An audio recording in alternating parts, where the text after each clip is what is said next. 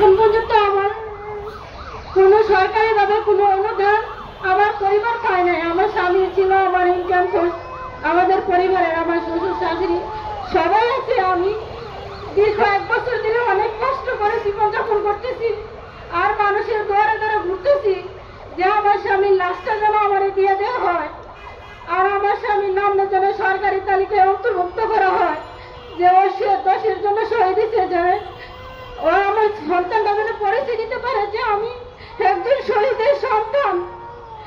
আমি আমার স্বামীর লাশটা দাফন করতে চাইছি। আমার বাচ্চারা আমার জিজ্ঞেস করে আমার বড় ছেলে যে মা তুমি বাবারে কবে আনবা?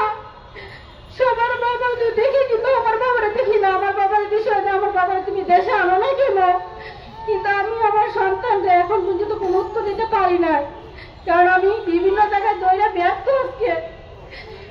আমার দুইটা সন্তানকে আমি এর জন্য সবার কাছে বিনত অনুরোধ করবো যেন আমার স্বামীর লাশটা আমার দিয়ে দেওয়া হয়, আমি নিজ বাড়িতে মাটি দিতে পারি, আমার সন্তানটা যেন কইতে পারি যে